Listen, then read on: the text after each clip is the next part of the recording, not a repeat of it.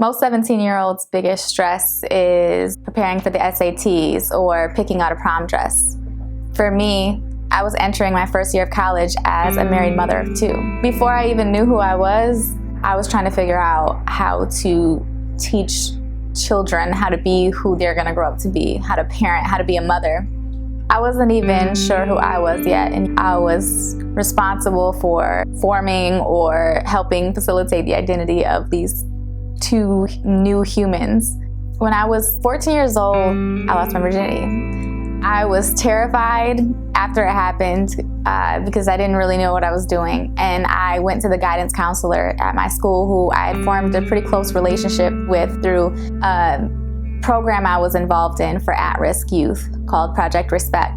So I went and I told her what I had done, and she took me to the clinic to be tested for STDs and pregnancy. And of course, everything came back negative, including the pregnancy test, because it was so recent. But as the weeks passed, I knew something was not right, and I continued to test at home and eventually went back to the clinic to find out that I was pregnant.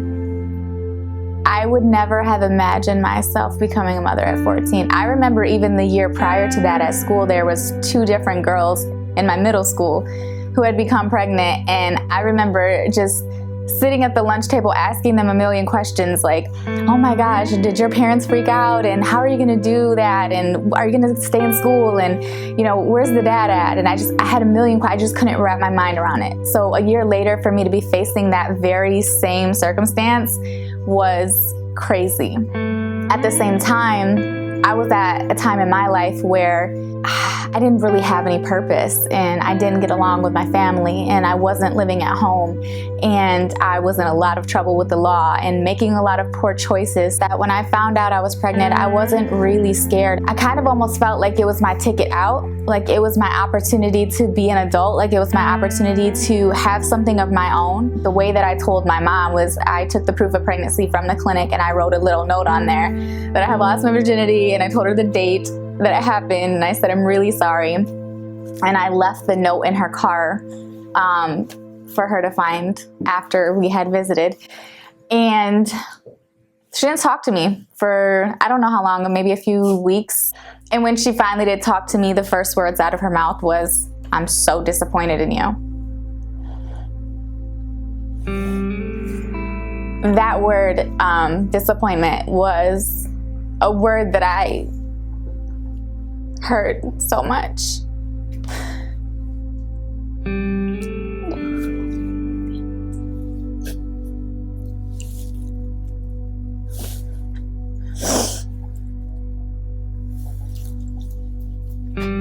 Everyone was disappointed in me. The guidance counselor, she stopped talking to me. Like, I looked up to her.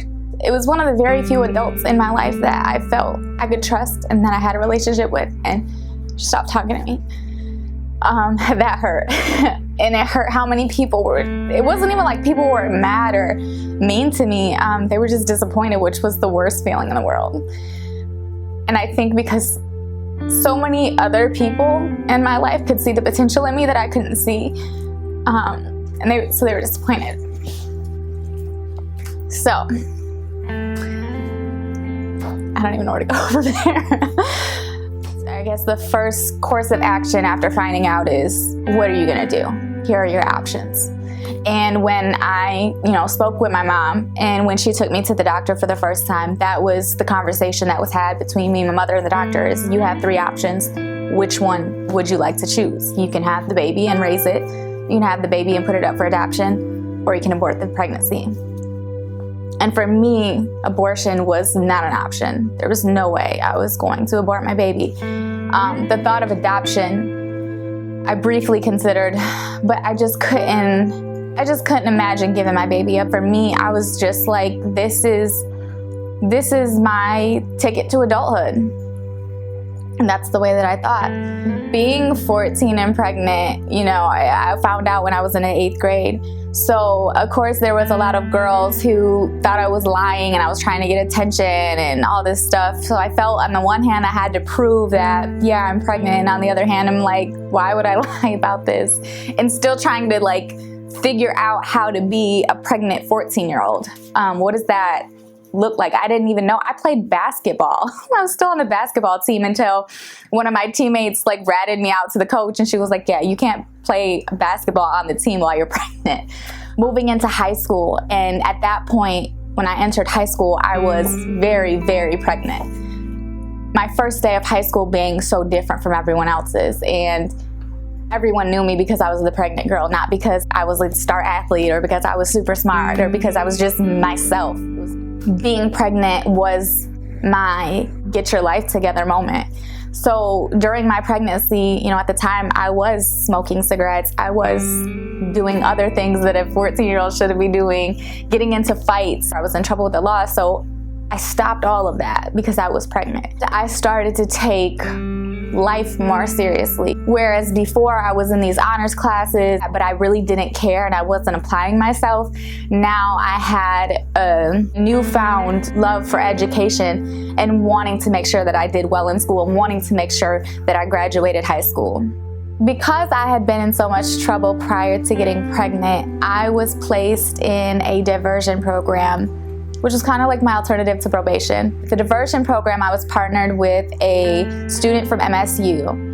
Her name was Sasha, and she was so dope. She taught me a bunch of stuff about being pregnant and how to get healthier. She became my kind of mentor, but not just for me getting out of trouble, but throughout my pregnancy as well. Because of her, I learned a lot about things that I didn't know. I learned that college was possible for me. I never thought I would actually be able to go to college. And she took me to campus and she showed me how to register for classes. And that sparked the hope in me that I could maybe go to college as well. Outside of her, I was also put into a program for young parents called Young Parents Educational Development, or YPED. And I went there for half of the school day while I was pregnant, and I took parenting classes. And there, not only did I meet other teens who were pregnant, but one of the teachers, her name was Miss Trudy, became everything to me. I looked to her as what I wanted to be like as a mother. I looked to her as my inspiration. She taught me so much outside of,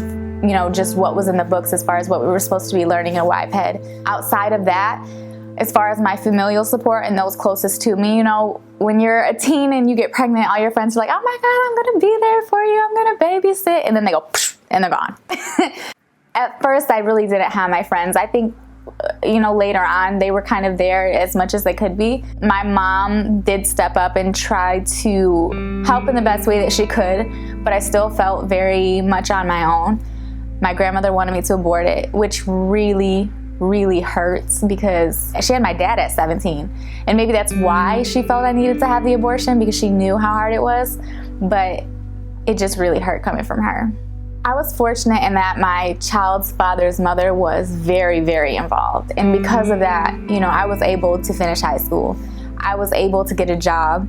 I was able to provide for my child while still, I won't say living a normal high school life, because I really didn't have any type of normal high school life at all. But I was able to go to school, and that was important to me. And I was able to work because I didn't want other people providing for my child. And that was the thing when I got pregnant. Everyone was like, oh, well, you're gonna get on food stamps and a WIC now. It was never like, oh, well, you're gonna have to really go to college and follow your dreams now. You're gonna have to start a business now. You're gonna have to find a way to make money now. It was just like, oh, we're gonna be a welfare mom, so figure out how to get on Section 8. So I didn't like that, and I wanted to continue my education. I wanted to work. I wanted to buy her nice things. I didn't mind giving up my life that I had before I was pregnant. So it wasn't like, oh, I missed out on all the parties and stuff like that. I think over the next couple of years, when I got married at 16 and then we had another baby, that's when it got like, okay, I'm 17, 18 years old. I'm starting college. I'm taking care of my family. I was the first of all my friends to have an apartment. I was full on adulting, and all my friends were partying, having fun. I felt so out of the loop. I think once I got pregnant, a lot of people's expectations or bar for me had lowered quite significantly. But my standard for myself raised, because it wasn't just about me, it was about my children. I finished school a year earlier than I was supposed to and immediately enrolled in college. I wanted to be a lawyer, so I started taking law classes right away. Like, I didn't want to take my basic general ed classes. I wanted to jump right in. So taking law classes while taking care of a toddler and an infant and my own apartment, and I was working at the time, was a lot. It was a lot. And I think what made it so difficult is my children's father and I, we didn't have a good relationship, and it was constant tragedy after traumatic event after just a horrible thing just happening one after another after another. And so what ended up happening is we got into this really, really, really big fight the week of finals. I think it was my third semester. And I couldn't keep up anymore. And I missed my finals and dropped out of school. After I dropped out of school, I just got really, I don't want to say complacent, but it was kind of like, all right, I just got to work and take care of my kids and figure this out. Because it was almost like I was in a situation where I felt stuck. And because of the toxic relationship that we had, he made me feel even more stuck. Nobody's gonna want you. You're 18 years old with 2 kids. Like, nobody's gonna want you. Nobody's gonna want you. So I'm like, I know this isn't gonna last, and I know I've got to get out. I just don't know how. And I know that until I do get out, it's pointless for me to try to continue my education. It's pointless for me to try to do anything that's going to stick long term or to grow or build or evolve as an individual or as a mother, because he's gonna ruin it. So from that point forward, it was just a survival mode, really. You know, the toxic nature of my relationship, I think, I don't think I realized it was toxic. I knew I hated it and I knew it wasn't right, but I also didn't really believe that there was anything better out there. Going back to my childhood, my very first memory was of my mom and her boyfriend having a very heated fight and him flipping a living room chair over. And from that moment, I think for the rest of my life, I've always had kind of a weird relationship with men or with male-female relationships. I've just never had great examples. Growing up, I didn't have any male role models. I had 4 uncles, but they were so significantly older than my mom. They weren't really around or influential to my life. I didn't have a father figure to look up to or that was influential in my life. I didn't have brothers. I didn't have any men in my life, like, at all. And while my father was alive and somewhat active in my life, that was another example of a man who abused his power and took advantage of me. Growing up, my escape from my reality was movies and television. So even my idea of becoming a lawyer came from TV shows I would watch, where I felt like I would see these powerful women walking in suit dresses and briefcase and heels through the big city, through New York, and I'm like, that is completely unlike my life, and that's what I want. So I think for even my view on love came from what I saw in the movies. And then when my first experience with love came, and it was the complete opposite, I think it jaded me a little bit. I was just like, oh God. And then I just had assumed, well, this is what I've always known and seen, and now this is what I'm experiencing firsthand. So this is the reality of love, and everything you see on TV is bullshit. I think for a few years after dropping out of college, everything was a blur because I was in survival mode. I didn't have any direction at all whatsoever. I was just trying to take care of my children and take it day by day, make enough money to pay the bills and not get killed. At some point, I moved with my husband and his family to Florida. Things were rough down there. He was very abusive to me, and I remember calling back home to my mom, crying like, Mom, I can't even wash my hair because there's so many bruises on my head and it hurts too bad to wash my hair. I remember I used to hide behind the stairs of our apartment complex and just cry and cry. Eventually, after going through years of just being stuck in survival mode and trying to figure out what I was doing, I had kept a very detailed journal for years. And I mean detailed down to the dates, times, when things happened, how I felt, like everything. And I was sitting in my car one day just reading through my journal. And one day would be We got into a big fight. He dragged me down the stairs. He did this, he did that, da da da da da. And the next day it's like, oh, he said he was sorry and he did this, that, and we're all good now. And I hope he means it and I hope things change. And the next page was, we got into a fight again today and this time he blah, blah, blah, blah. And the next day it was, well, he apologized and he cried and his aunt prayed for us and da da da da. So I think things are really gonna change this time. And the next page would be another detailed description of how violently we were fighting. And as I was flipping through the pages reading this, it was literally as if a light bulb went off in my head. And I just realized that nothing was gonna change. I was gonna continue to repeat this pattern of these pages for the rest of my life until he killed me. So I just decided to leave. And with that, I bought a ticket, a Greyhound ticket to get me from Florida back to Michigan. And I packed up all me and the kids' stuff, and that was it. By the time I decided to leave him, I wasn't even weighing pros and cons anymore. I didn't care. Up until that point during our relationship, I'd experienced homelessness without him. I was homeless with 2 children in the worst motel in Lansing, feeding them Cheez-Its because that's all I had. I had no car, I had no money, I had no anything. All I had was this hotel that the Red Cross put us in and a box of Cheez-Its. So when I decided to leave him, I was like, if I can get through that and I can survive that on my own, I can survive life without him. I was 19 when I left and I hopped on a Greyhound with no money. I maxed out my credit card to buy the tickets to get us back to Michigan. I had 10 cents and I remember the whole trip back to Michigan, my daughter, I'm hungry, mommy, I'm thirsty. And there was like this gentle soul on the bus who bought her some orange juice and some snacks. And I was so thankful because I couldn't feed her. When we got back to Michigan, I didn't have anything. I didn't have a place to stay. I didn't have a car. I didn't have a job. I didn't have money. So my mom let me stay with her for a couple of weeks. And during those 2 weeks, my hustle kicked in. By any means necessary, I was going to get us out of there and get us into our own place and get a car and do all the things that I had to do that. So the first day that I got back into Michigan, I was like, okay, how can I make money fast and still maintain my morals? So I got a job as a waitress at a strip club. Still maintaining my morals, but still I knew I could walk in there and get the job, and I did. And I was able to work that job for like 3 weeks before I realized that it would eat me up and spit me out if I let it, so I needed to get out of there. So I started applying at other places and got a job at a gas station.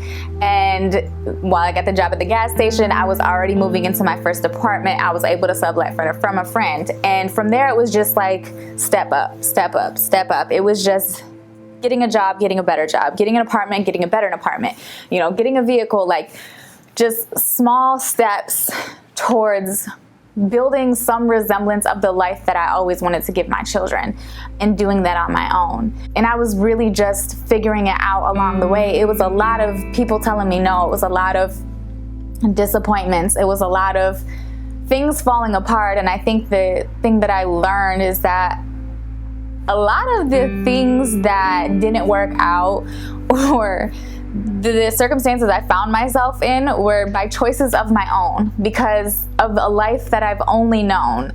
Meaning, if you're raised a certain way, I was raised super poor. I didn't hang around great people. I didn't know anyone with college educations or entrepreneurs or anything like that. So all I knew was what I knew.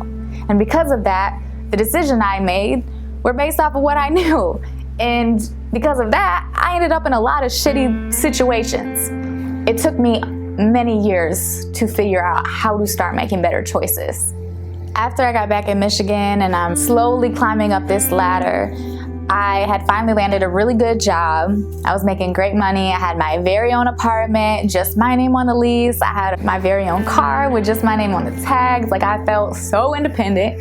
I was, 21 years old, and I met my second husband. He was the one who encouraged me to go back to school.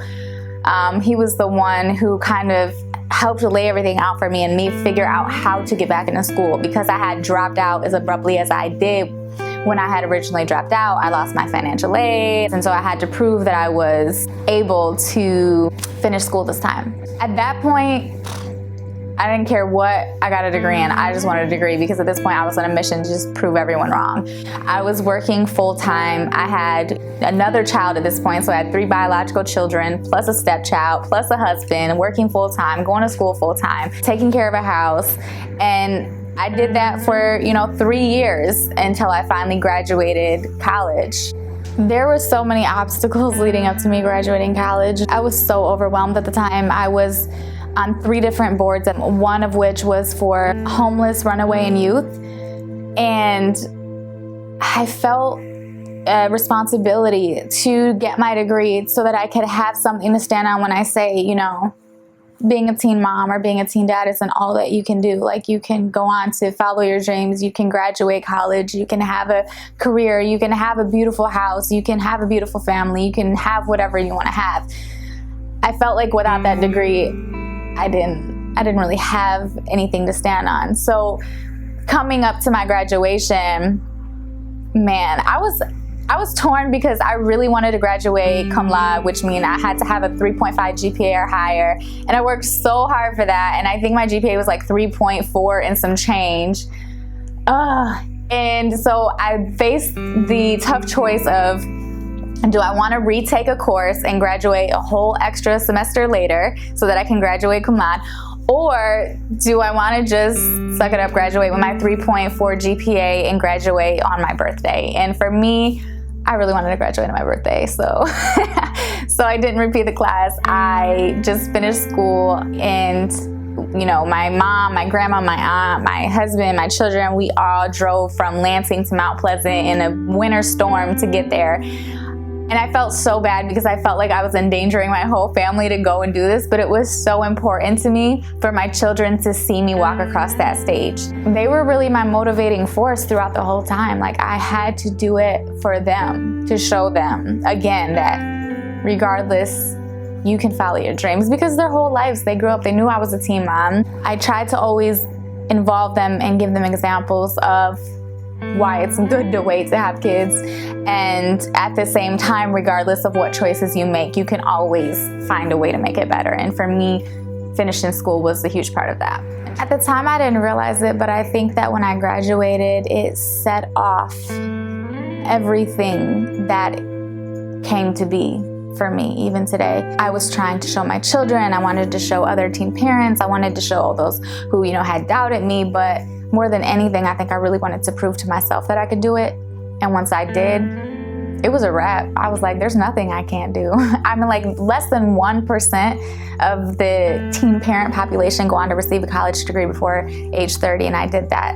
So I'm an anomaly, and I'm gonna keep being an anomaly. And it was like that motivating factor that from that point on, I just started aiming for everything I thought was impossible. So shortly after I graduated, my family moved to Detroit. And at the time, my marriage, I felt, had been dead for a long time, but I did not ever anticipate getting a second divorce. And I felt that, for 10 years, we had built this, from the outside, picture perfect family. It was beautiful.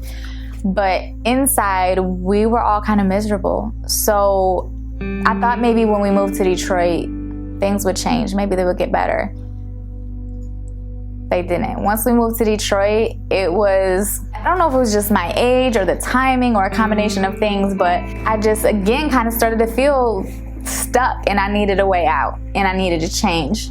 I filed for divorce. Being newly single, educated, having a great career, just having a ton of ambition, I started 30, Flirty, and Thriving. 30, Flirty, Thrive. So initially, 30, Flirty, and Thriving was born from me being a guest on some other Detroit area podcasts, and the listeners wanting me to start my own and feeling like I had an inspirational story they wanted to learn more about.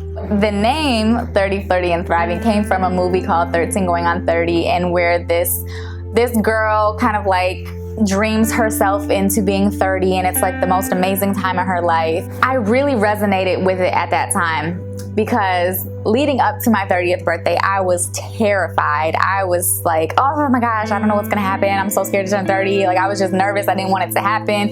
And then I did, and it was like, whew, it was like adult me was born. It was like this whole new confident person came out at 30. Flirty, the flirty part, I was newly single. I was like, I'm flirty. I'm finally, I've been so conservative for all of my life and never really tapped into my sexy and never really been confident about my body or my looks. So for me, the flirty was, I'm gonna wear what I wanna wear and I'm gonna be a little flirty and sexy and I'm gonna really just embrace me and how I look and who I am. And the thriving part was, I'm thriving. At the time, I had an amazing career and I had these like entrepreneurial endeavors I was flirting with, and I just felt like I was thriving. So 30, flirty, and thriving. The 30 is like the adulthood. That is the coming into yourself as an adult, that confident piece. The flirty is just being happy with yourself and being beautiful and feeling amazing. And thriving is exactly that, like just following your dreams, following what you're passionate about.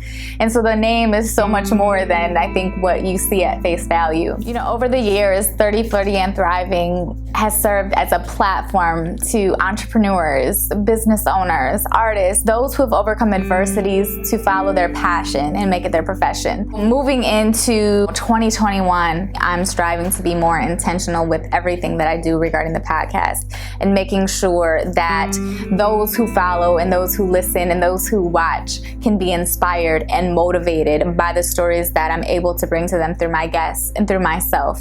Since I started the podcast, I've gone through so many changes in my personal and professional life. It's really a great time for me to focus on those things that I'm most passionate about because I feel they'll provide value to other people. I really want to focus on music because that's been my heart ever since I can remember. I thought I was going to be a famous singer by the time I turned 15, and I think having a baby at 14 saved me because Lord knows what would happen if I would have realized that my dreams did not come true at 15. I love everything about the development and the process of making music and making musicians. And so I'm going to continue to have that a big part of 30, Flirty, and Thriving. And the next thing is health. Over the years, I've become so much more focused on my mental, physical, and emotional health. And I can't believe how ignorant we've been as a society to things like mental health and emotional health, and how important it is to not just look good, but actually be healthy, and how everyone's body is different. And I mean, there's just so much that we don't know. So I really want to focus on telling the stories of those who have been on that journey to finding themselves in better mental, physical, and emotional health. I've also recently gotten into real estate. It is such a huge part of everyone's life, buying a home, selling a home, the investment opportunities, just having a home for your children to grow up in. Another thing that we're not taught in school and nobody really talks about, but something you'll likely have to go through in your life. So I would love to be able to provide a platform to talk about what that process and experience is like and how to simplify it, how to make it easy, how to make it attainable for anyone. Everyone has a story. Everyone has something they've had to overcome. Everyone has their own personal triumphs and tragedies and things they've had to get through. 30, Flirty, and Thriving is for those people. I want to continue to remain a platform for people to tell their stories. It's really for the people, the 14-year-old Ambers, the 20-year-old Ambers, the 30-year-old Bobs or Joes or whoever. I mean, you don't have to be a woman to really benefit from these life lessons that I and my guests have had to learn, through life and the hard way. We keep it so authentic and so real. We're not sugarcoating anything. I don't want anyone out there to ever feel like nobody can understand or to feel alone, because you don't have to. I mean, I never thought I could own a home. I never thought I could go to college. I never thought I could own my own business, have my own podcast, do anything that I'm doing now. Never. If that's not, hope enough for everyone out there to feel like, they too can do it, I don't know what it is.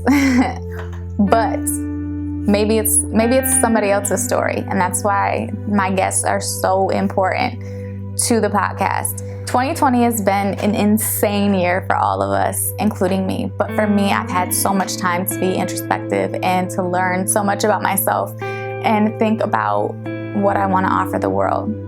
And My platform, my voice is 30, Flirty, and Thriving. So moving into 2021, I hope you all enjoy the content that I'll be bringing you and get value from it in a way that you haven't been able to before. I hope that you'll be able to use whatever you hear, see, learn, or inspired by on this podcast to transform your life into living your best possible life. Because ultimately, that's my goal, is just to help everyone who comes into contact with me or listen to me to be able to tap into their superpower, to live their super best life and not have to learn the hard way. If any of your journey sounds a little bit like my journey, or if you have dreams, if you have hopes, aspirations, if you have a youth, a child, a teenager in your life who maybe is experiencing some of the things that I have, I hope that you will subscribe and listen to and take away some gems from 30, Flirty, and Thriving. Not only from me, but from the amazing guests that I have on the show that share their journeys as well.